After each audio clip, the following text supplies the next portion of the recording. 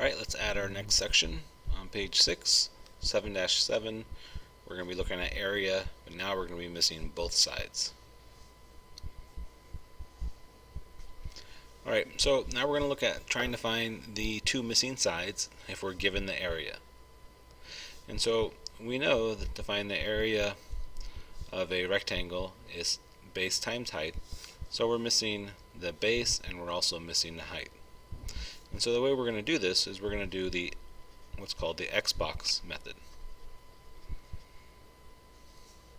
So first we draw an X. So now what you're going to do is you're going to take the first number and the last number and multiply them together. So you're going to multiply the two numbers together. So 7 times 3 gives us 21. And so that goes here on top.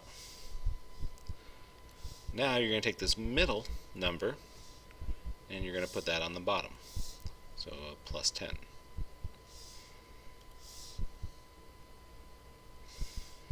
So the first number, the last number gets multiplied and goes on top. The middle number goes on the bottom. And so now what we're going to do is we're going to find what two numbers multiply to 21 but add to 10. So if you think about the numbers that multiply to 21, there's only two numbers, 3 and 7. And so now we look at these two numbers and do they add to 10? And that's yes, so that means those are our solutions to this X problem. So we got the X done, now we do the box. So like we've done before, draw a 2x2 box.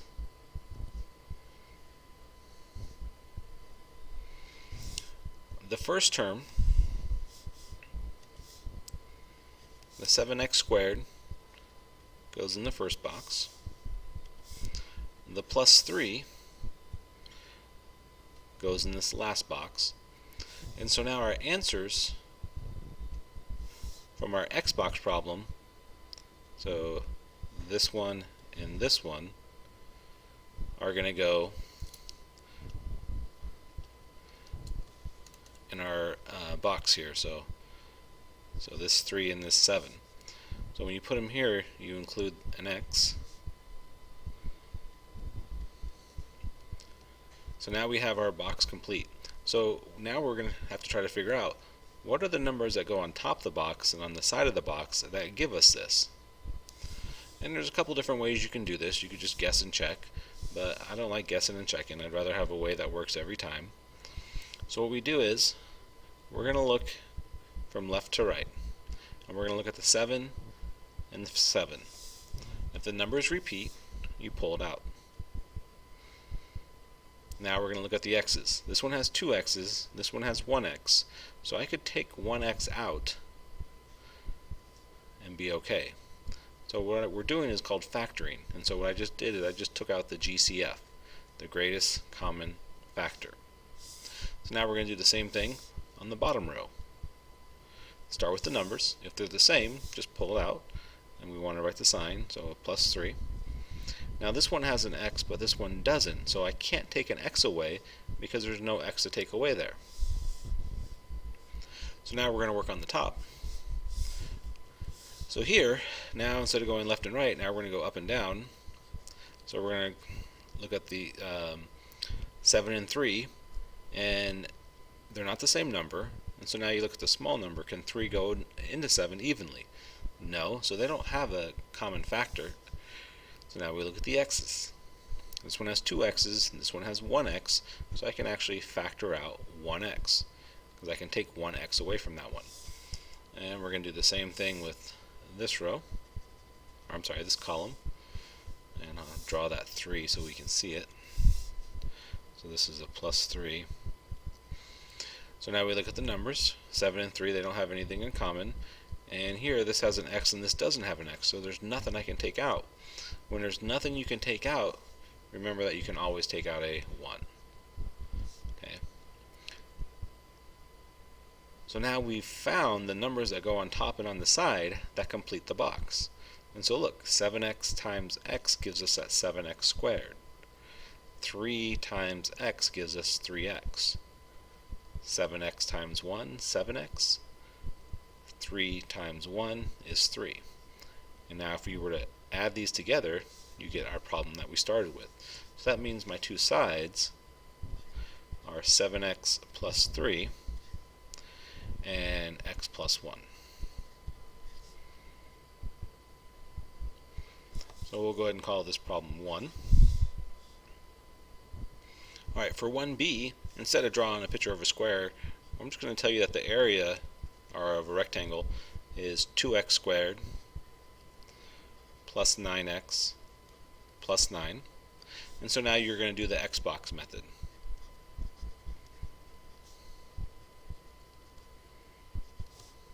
So draw your X, and I'll help you get started on this one. So we're going to take the 2 and the 9. Remember, we multiply them. So 2 times 9 gives us that 18. And then now we put the middle number on the bottom. And so now you need to find two numbers that are going to multiply to 18 but are also going to add to 9.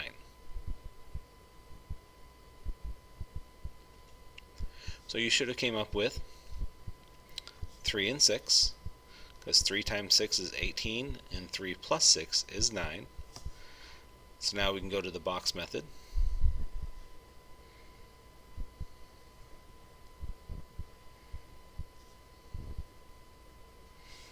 Okay, so now we put the 2x squared in the first box. We put the last number in the last box.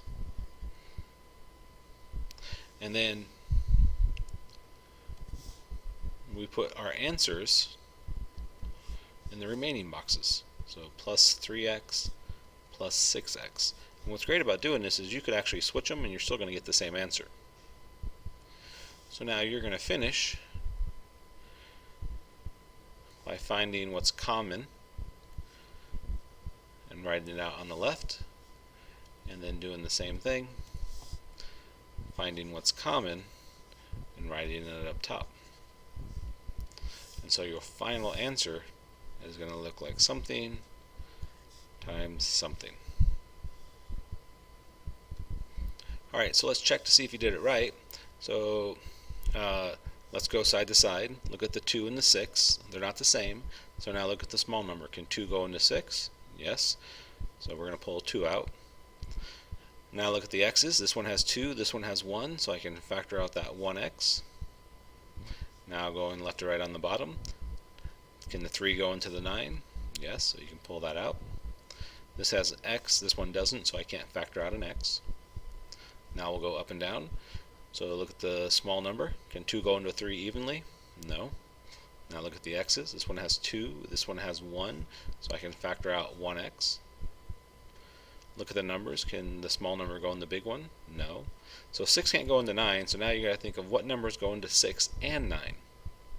So 2 can go into 6, but 2 can't go into 9. What about 3? 3 goes in, 3 goes in, so I can pull out a 3. And this one has an x, this one doesn't, so I can't pull an x out. And so my final answer is 2x plus 3, x plus 3.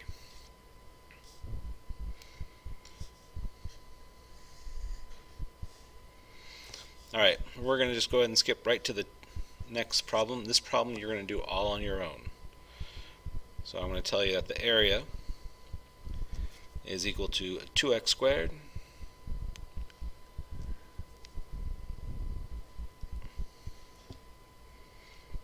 minus x minus 3. So you're going to do start with the x, then go to the box. I'm going to go ahead and warn you that when you're, let's just go ahead and get it started. So what number is going to go here? So that'd be a negative 6. What number is going to go here? Okay, that would be this one, a negative 1. So what numbers multiply to negative 6 and -1. So since this is the first time we're doing negative, we'll do it together, and then I'll let you finish the box. So 2 and 3 will multiply to 6, but we got to get it to equal -1, and one of them has to be negative. So since this number is negative, I want my bigger number to be negative, because now a -3 times 2 gives me -6, and a -3 plus 2 gives me -1. So go ahead and use this and complete the box. Good luck.